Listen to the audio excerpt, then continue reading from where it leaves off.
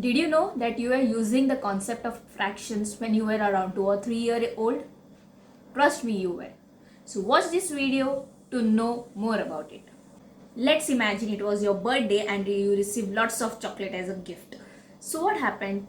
You started eating that chocolate. You and your sibling, that is your brother or a sister, started eating one chocolate each day, and it went to around 4 or 5 days. You were eating lots of chocolate. Okay. So at the end, it happened that there was only one chocolate remaining, but two people. So what to do? So you took that chocolate and took it to your mama and asked her to cut it into two parts. That is, you told her to cut it into half and to give you one part and the another part to your sibling. So that term over there, that is half, is nothing but the concept of fraction. Now you are believing me, right? So you were actually using the concept of fraction even when you were not knowing all about it. So today you are going to learn more about the fractions. So stay tuned. So what is fractions basically? Fractions is when you are talking about a one single part of something that is divided equally. Okay, so you are talking about one particular part. For example, I'll show you. I'm making a rectangle and I'm dividing it into three equal parts. Okay, here the main important thing is the thing should be divided equally. So this part, this part, this part, three of them are equal.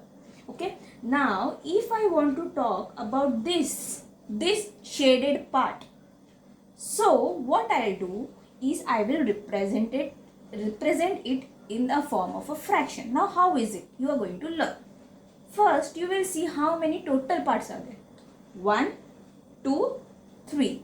Right? 3 total parts are there. So we will write that 3.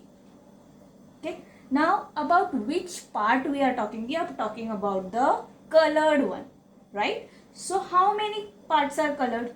Only one. Right? So what you will do? You will put a line above 3 and you will write 1 because only one part is colored. So from this you can say that 1 upon 3 parts of this rectangle is colored. Okay, so now here there is a terminology for this. This number 1, which is on the upper side of the line, is known as the numerator. Okay, and this person over there downside is known as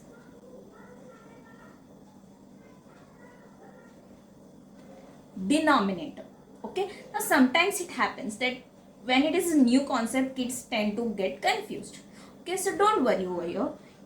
You can see that the denominator is starting with D, right? And that D also stands for down. So denominator is something that is down and numerator is something that is up. Okay, so this is how you write the fraction. I'll give you another example. I took for the shaded one, right? Now I want to know how much part is not shaded. So first I'll check how many total parts are there. 1, 2, 3. I'll write 3. I'll put a dash above 3. And then how many are there? 2. So you will write 2. So this much part of the rectangle is not colored. Now here I want to tell you something, added information. I'll say that some people I have seen that when it comes to orange, they take the example of orange to understand the fraction. That is, there are 6 pieces. I'll say, for example, there are 6 pieces of oranges and you took 3 out of it. So you say 3 upon 6 part of oranges I ate. No, that is wrong. Why? You know, because in oranges all the parts are not equal. Some are small, some are big. So it is not equal. Each and every part is not equal. So you cannot take the example of orange. Okay. So the main important thing in fraction is that each and every part should be equally divided and then only you can represent it in fraction. Understood? Now in this video you are going to learn little bit more about the types of fraction. Actually in fraction there are many types, but we are today in this video going to learn about the three main types, which are proper fraction, improper fraction and a mixed fraction. So first I'll focus on the proper fraction.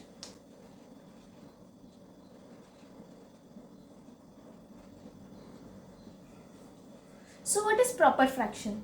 Proper fractions are those fractions whose numerator will be small than the denominator. Okay, for example, 2 upon 3, 1 upon 5, 10 upon 21. What do you observe? That the numerator, that is the up number, is smaller than the lower number. Same here. 1 is smaller than 5, 10 is smaller than 21. Right? So this type of fractions will be known as a proper. Simple thing. Just imagine you are having a 3 books. Okay. One is very big book, then little small book, and then very small book. Okay. Now if I want to place it one after another, what will I do? I will keep a big one down, then the small one, and then the smaller one. Then only it will stay. Otherwise it will fall down, right? If I'll keep this in this manner, then only it will stay properly. So this proper fraction means those fractions where the numerator is small and the denominator is big. Understood? Now going to the second type, which is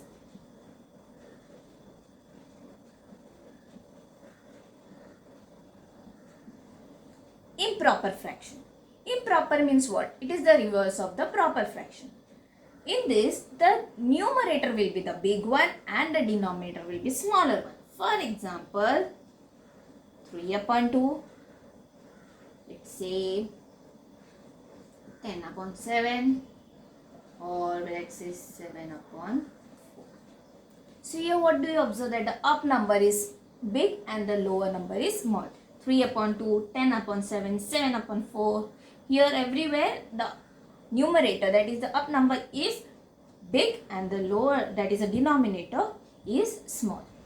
Taking the previous example itself, that is of the books, 3 books you are having, one very big, one medium and then the small. So now you tell me, if I will keep the small one down, then big one, that is the middle one, and then the big one, will it stand? No, it will fall down, right? So this is not a proper way, this is improper way. Right? So that's why the fractions where the numerator will be big and the denominator will be small will be termed as the improper fraction.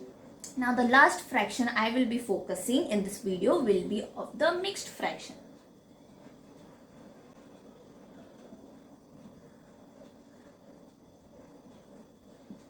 In mixed fraction, mixed means everything is together. So in mixed fraction, what will happen? There will be a whole number and a proper fraction. Okay, now previously I told you about improper fraction, right, where the numerator is big and the denominator is small. So to avoid that improper fraction, we come up with the mixed fraction, where there is a whole number and a proper fraction. So here 2 is the whole number and 1 upon 3 is a proper. So this whole together, everything together is known as a mixed fraction. It is not like 2 is separate and 1 is separate and 3 is separate. No, everything is together and this is known as a mixed fraction. Okay, another example I will take. 4, 2 upon 5. This is the mixed fraction. Okay, now you must be having that, ma'am, you told us that you are converting the improper one to the mixed fraction, right? So how are we going to do that? Right, I told you that. So there I have taken the example of 10 upon 4. Let's say this is the improper fraction. Now I want to find the mixed fraction of this. What I am going to do? Simply divide. Which operation you are seeing? 10 upon 4, that means 10 divided by 4. So I will divide it. Okay, divide 10 by 4. 10, 4 into what comes to number near to 10? 4 2s are, so 12, right? Okay, then that is 8 minus 0 and 2. this is the number I am getting. So the format of writing the mixed fraction will be quotient, remainder and the divisor. So here in this example, which one is the quotient? This 2. So you will write 2. Okay, in between you will write 2. Then who is the remainder? Again 2. So you will write 2 up, then a dash, then who is the divisor? 4. Right? So this is the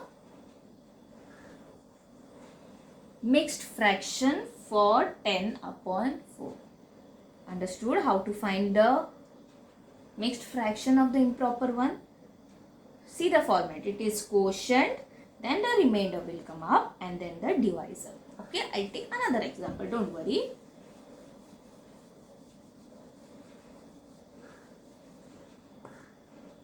(22 upon 7). Okay, so 22 cannot be divided directly from 7. So we need to do the division. 22 divided by 7. 7 3s are 21. So 3 I'll write minus 21 is 0. Now follow the format: quotient, remainder and divisor. So who is the quotient over here? 3. So I'll write 3. Okay. Then who is it? Remainder. So 1 and then the divisor. So the mixed fraction for 22 upon 7 will be 3 1 upon 7.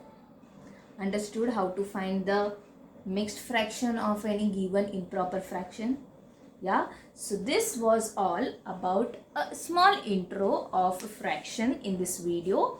I will be making a detailed video about how to do other operations like addition, subtraction, multiplication and division in fractions. Don't worry. Okay, so stay tuned to my channel. Those who have not subscribed to my channel, please do it. Otherwise you are going to miss out the lot of max concepts. So yes, please subscribe to my channel and meet you soon. Bye bye.